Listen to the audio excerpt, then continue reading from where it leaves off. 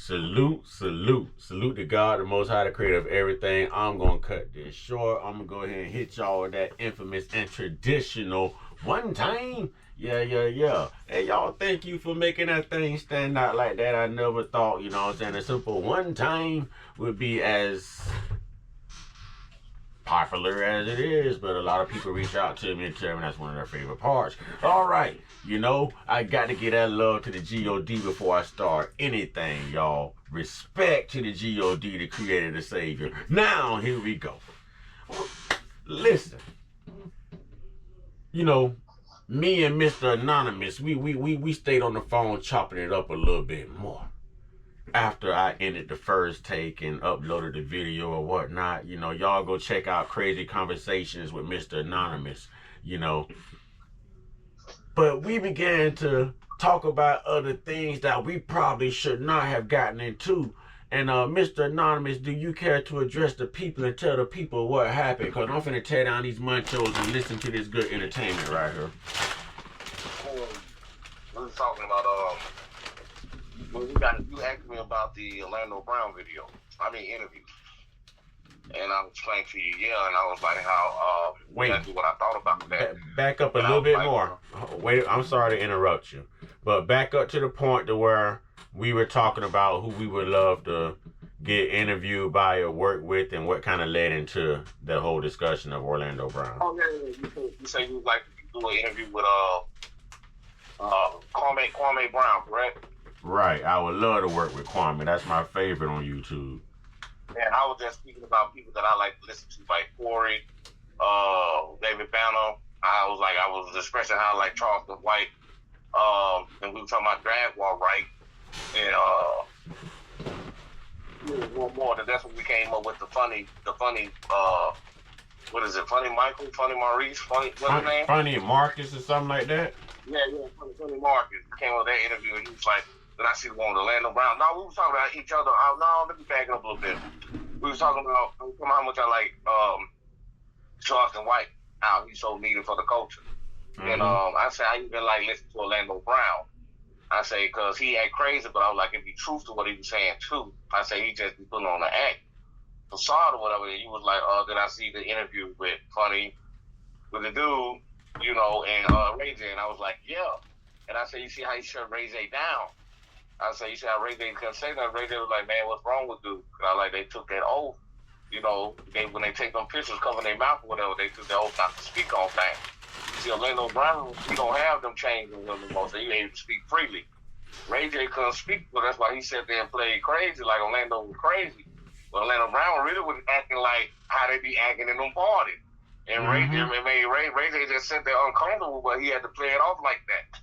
Because he was like, man, this dude crazy, and he couldn't entertain that because he had to stay in his place, and keep his mouth shut. Bro, do you know when I either finished it or I made it to like the last 2 minutes, but I was stuck at the end of that video just wondering, what the heck did I just watch? What do I take away from this? Was Orlando Brown under the influence of something? Is this who he really is? Is Ray J just being quiet because he ain't trying to be a thug all on TV? He just got through something this past weekend, with with P. Diddy's 3 sons. 3 Diddy. You might as well call them the 3 Diddies. You know what I'm saying? But P. Diddy's 3 sons. Or was he sworn in secrecy like you say? But when he took those shades off, after Orlando Brown told him, stop acting, who acting, he kind of got for real with him. You know what I mean?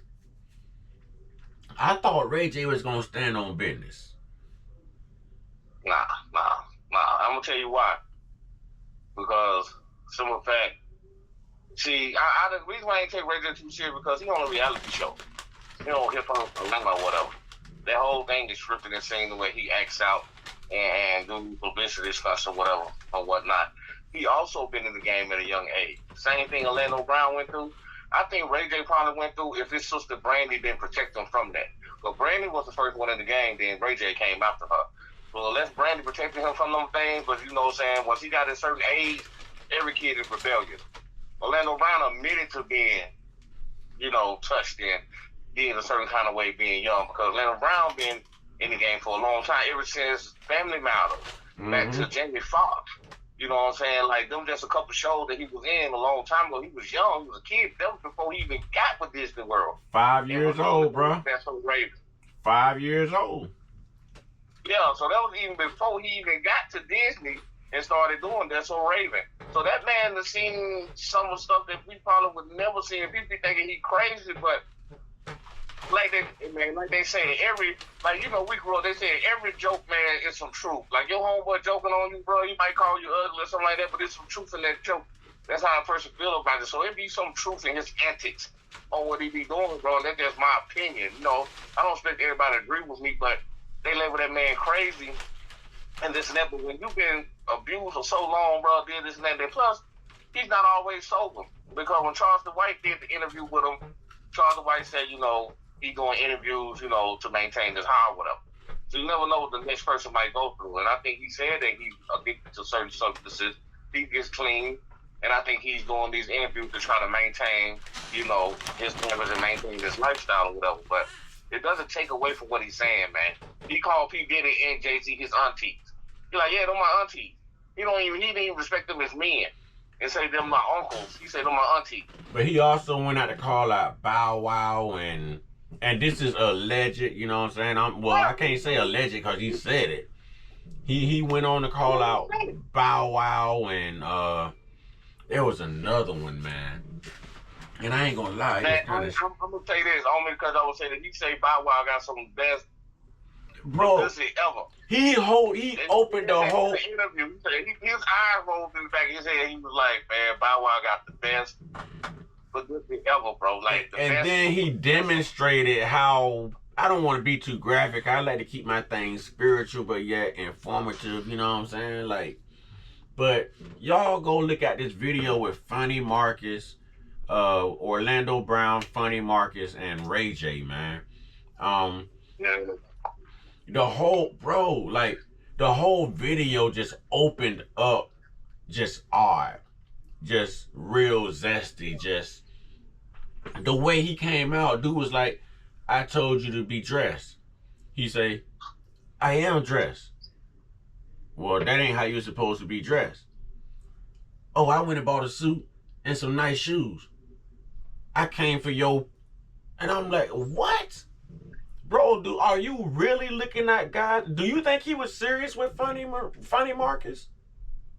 Yeah, because we have Funny Marcus that popped up on the scene all of a sudden and get a platform like that.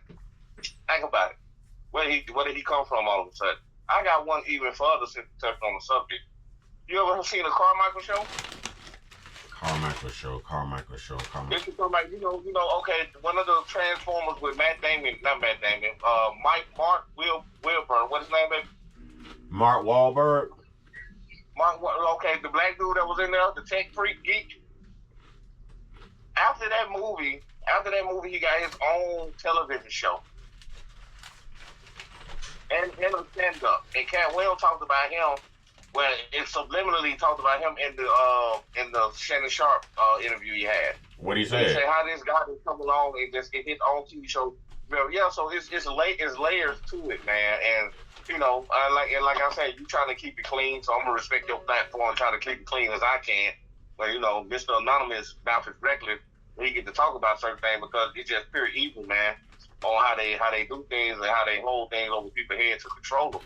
And the Orlando Brown thing is everybody thought he was crazy and talking foolish, but every kid from Disney suffered from some type of tragedy or trauma from them, man. True. And it's right there in my face and saying, yeah, Walt Disney's still in business. Disney and Nickelodeon. So my thing is, why we allow them to play in our faces like that and nothing ever get done about it. But if it's a black person, we run them down through the mud, man. Like, look how we doing Diddy. Look how we did Bill Cosby. Look how we did R. Kelly. Like, we ran them down to the mud. We had all the funny memes. But when it's on the other foot and they doing these to children, like Diddy did it with women. You know, Bill Cosby did it with women. R. Kelly did it supposedly to little girl, but these parents signed consents to allow these kids to go with this man, so they just as guilty as he is. But these are kid stars over there, Nickelodeon, being exposed to these things and being abused to these things, and everything's getting swept up under the rug. Once you get old enough, they kick you out, and the new bunch come in. It's like they grooming them. They coming in, then they pushing them out. They coming in, they pushing them out. Man, it's like a factory. It's like a whole molestation factory, man. It's crazy. Like I agree with everything you said, and I think it was brilliant how you just branded that together and everything. But I'm gonna go back and address America's father. I'm gonna go back to Bill Cosby. I I was never against Bill Cosby. I thought it was completely bogus and just there was nothing noble about what they took Bill Cosby through. Um, and if see these are things that help that certain that power structure of women, that Me Too movement, the feminist movement, all your extreme like I'm not against women's rights. Women deserve their rights, men deserve their rights, but focus on everyone equally because sometimes women lie too. You know what I'm saying? Women just know how to manipulate the system because the system is basically more more of a it pacifies the women more if I can say that. You know. Um but what I'm getting at is no, man, we know Bill was trying to purchase one of them major TV networks, and they didn't want Bill to have that, bro. Why do you think they freed that man after they drained him? After he was, I don't want to say he was broke, but Bill was, bro. Bill motor skills was shutting down during, you know what I'm saying? Like Bill was aging. Y'all gonna do this to Bill? You know what I'm saying? Now everybody else you name, I agree, but here's what I say all the time. Now to hold the parents accountable, yes, no refuting that, bro. I agree 1,000%. You know what I'm saying? And hold them parents accountable when these kids go out here and shoot up these schools too. You know what I'm saying? Go get them parents as well. You there? Yeah, I'm here. I ain't going nowhere. All right. But what I'm getting at is this, bro. We need more Bill Cosby in the world. Everything is P Diddy now. Everything is LBGTQ related or Tubi or like how we was talking earlier. Where are everything's transgender? Like it's Tyler Perry. He's got to be a cross dresser. You see what I'm saying? Nothing's safe to watch anymore. Nothing's inspirational anymore. Nothing's pure anymore. So, going back to Bill Cosby, man, like, we have to look at it how we look at R. Kelly. No, we don't approve of the lifestyle. We don't condone it. But R. Kelly was a genius, brilliant, very talented musician. No, I don't agree with his lifestyle. Now, Bill Cosby, same thing. I don't agree with the lifestyle that was exposed. But on camera, the example he set, America's family, bro, he was showing black families how to sit down at the dinner table, bro, and have conversations, how to turn on music and dance and sing with your family and have fun and embrace one another.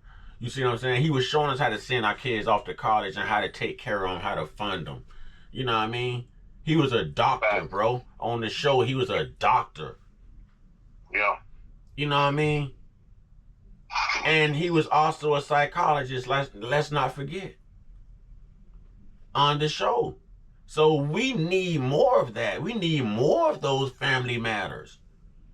We need more of the Bill Cosbys. We need more of a different world. You know what I'm saying? We missing that, bro. So yeah, I got to put it that way. I don't agree with none of their personal lifestyles. Like I don't agree with Trump's personal lifestyle. But I understand we all human, but there comes a time. You know what I'm saying? Like I ain't gonna get into that, bro. I'ma just say I don't agree with Trump lifestyle or whatever they try to put on Trump, but I agree with his policies. I like what he stand on. I just, my thing is with the whole situation, I just don't like how we crucify our own before we get all the facts. And the simple fact where we don't take up our own, even if they do wrong. You know what I'm saying? Because, and I understand we don't know them personally, but like you say, Bill Cosby is an icon. Bill Cosby had a lot to do. He was clean, even in his comedy, his stand-up comedy. He was funny, but he never cursed.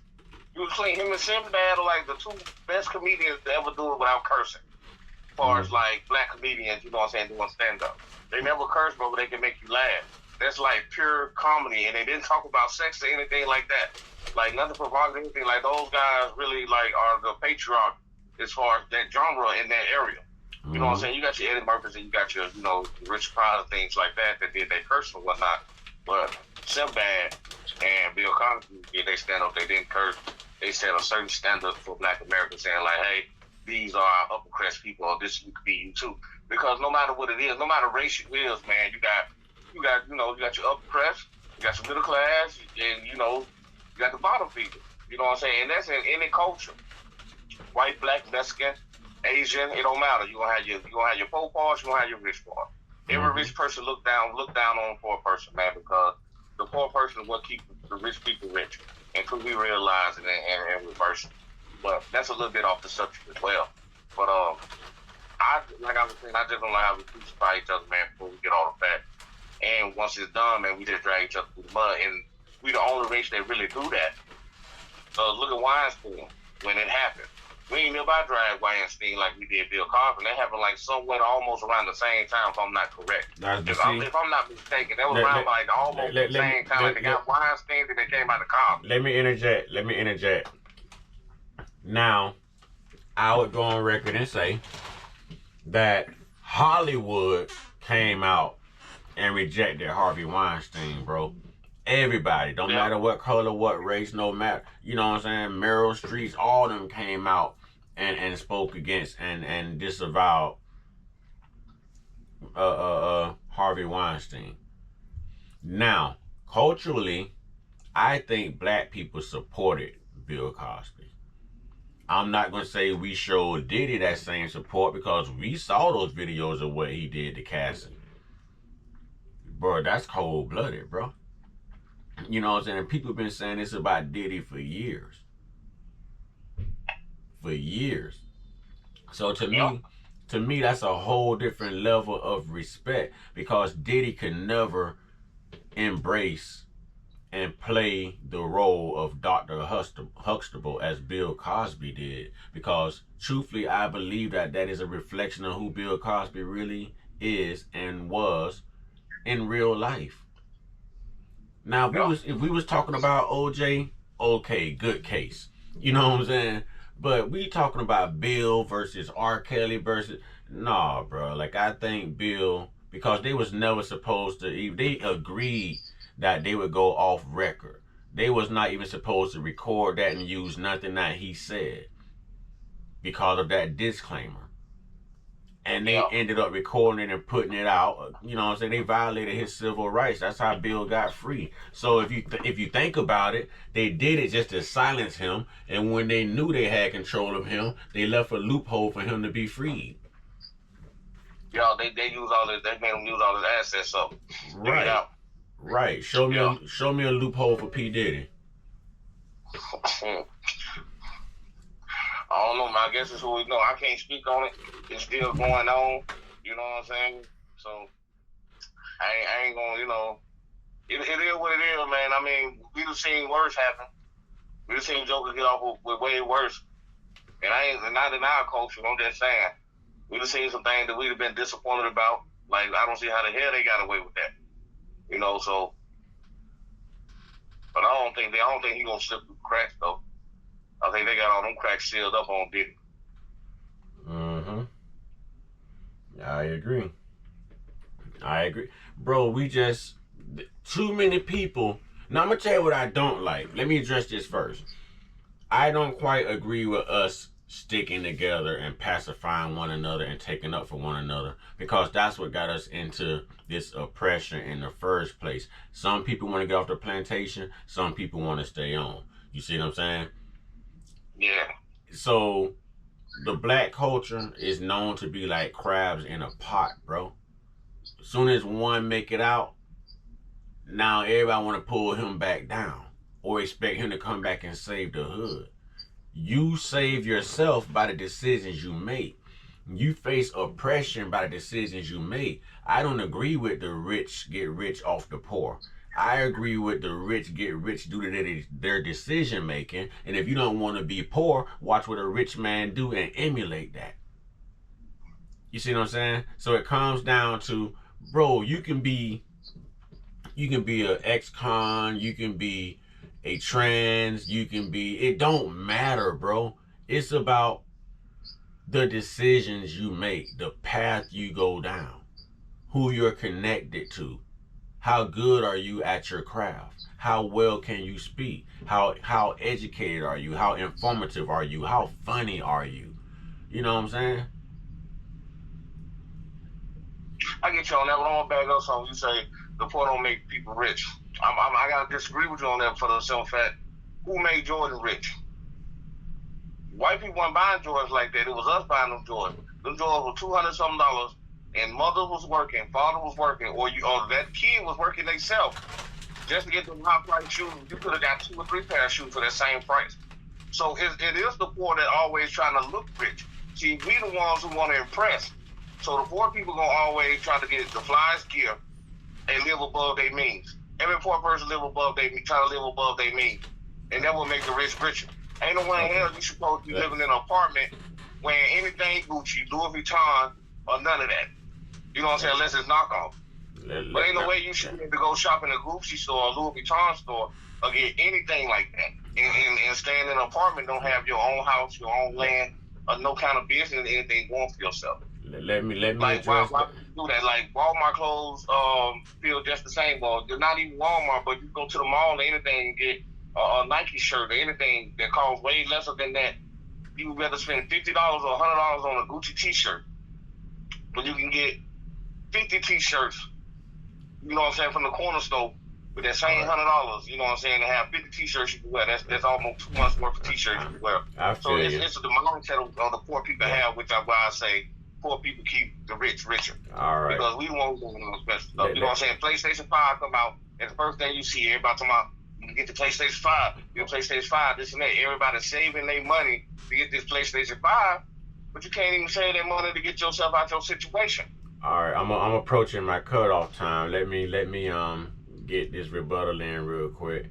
You know what I mean? I'm loving this too, and thank you, by the way. Thank you for your time. Thank you for your mind. Thank you for everything, bro. But let me address something. I started my rebuttal off with the rich and the poor by saying it's the decisions you make, and if you don't want to be poor, watch what a rich man does and emulate that. Okay, so that's free will. Again, that is decision making.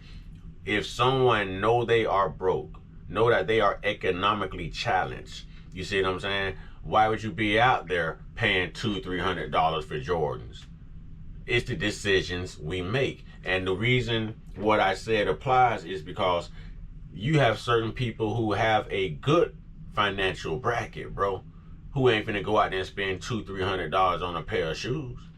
They'll wear flip-flops first and look broke. Yes, exactly. You know why though? It's the decisions we make. It's all about you gotta get taught how to manage your money and what's the thing. We will honestly. I got 1 minute left before I have to turn this off. Huh? I got less than 1 minute left before I have to end this. No, go. I have less than 1 minute left, like 45 seconds. Okay. Go ahead, baby. Okay. What I was gonna say is this: we wasn't never taught how to manage our money. Most people that middle class, upper class, they were taught how to manage their money because they seen their parents manage their money. If you never seen a person handle money or they standards with it before you, we gonna spend it. That's how they profit off of it. It's all a profit scheme. Everything is a profit scheme. So that's why they and we gonna break our necks to get it. because we weren't taught no different. And some of us are breaking that generational curse. Some of us are not breaking that generational curse. Sometimes when the parent, some of the parents break their neck to get their kids them things. When we was growing up, my mom be like, "No, I'm not getting that. I can't afford that. I'm going to get you this." And you just had to pick with that. I'm gonna get you this because this is what I'm for. It's clean. You're not dirty. You got a roof over your head. You got food in your stomach. Maybe that's all it is. That's all I can do. You know what I'm saying? Though we are the ones that strive and come up and be like, because we were taught principles and discipline. That's real talk. Give you everything you ever asked for, and I feel like that's the destruction. That's so real that's talk. why the kids, when they grow up, they break their neck to get everything. That's real talk. Stuff that they don't even need. I gotta go ahead and cut this off. Give me a second. Listen, man, this is that real talk. Now I can't say this was a crazy conversation. This is a real one. This is the barn burner. And y'all make sure y'all go look at that video. But you know, get your one-on-one. Get your one-on-one. Get your one-on-one with your higher power. There's only one God, man. There's only one God. You know, y'all stay prayed up. Y'all stay blessed up. Stay meditated up. Stay protected. Stay real. Stay woke. Stay uncut. Be inspired. Be great. Be you. Ashe.